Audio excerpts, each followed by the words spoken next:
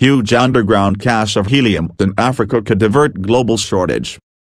Large underground reserves of helium in East Africa are at least twice as large as first reported, according to scientists from the University of Oxford and the company that plans to start pumping up the precious gas within 3 years. That discovery of pockets of helium in the Great Rift Valley region of Tanzania was announced late last year. The initial samples from gas seeps in the area indicated that the underground deposits contained an average of 2.6% helium, mixed mostly with nitrogen. See more photos of the helium cache found in Africa. Based on that figure, independent resource assessors estimated that the underground gas field contains 54 billion cubic feet, 1.5 billion cubic meters, of helium, or about one-third of the world's known reserves of the gas, which have been dwindling for decades, according to annual assessments by the U.S. Geological Survey. But new measurements from the Tanzanian gas seeps now show helium concentrations of up to 4 times the earlier average value, said Thomas Abraham James, a geologist and CEO of Helium One, a Portugal-based company that plans to start selling the gas internationally by 2020. Abraham James told Live Science that the second independent assessment of the underground helium resource in Tanzania now amounts to 98.6 billion cubic feet, 2.8 billion cubic meters.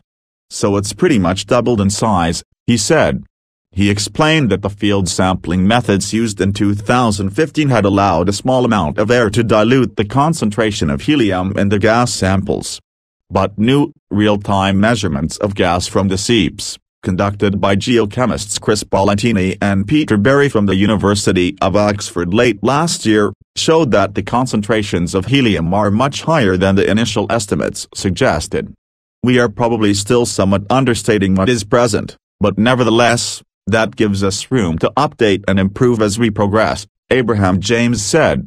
Critical shortage. That discovery of the helium field in Tanzania comes as the world faces a shortage of the non-renewable gas, which has critical applications in industry, scientific research and medicine, especially for the magnetic resonance imaging (MRI) scanners used in many hospitals. For decades, the main source of helium worldwide has been underground reserves in Texas owned by the U.S. government.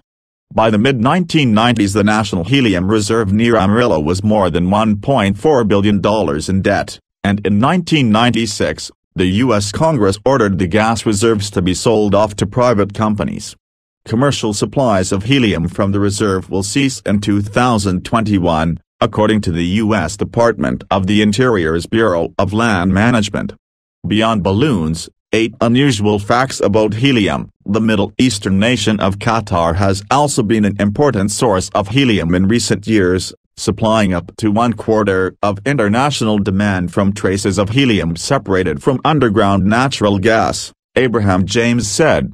But supplies of helium from Qatar ceased earlier this year, after the closure of the country's border with Saudi Arabia and other sanctions imposed by several Middle Eastern nations over Qatar's alleged support for terrorist organizations, he said.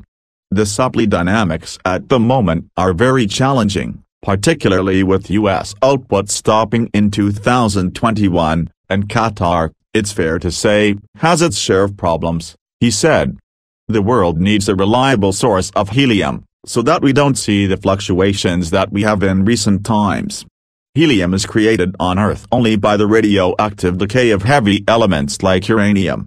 It takes millions of years for pockets of the gas, like those found in Texas and Tanzania, to accumulate underground, and the gas escapes easily into the atmosphere after use.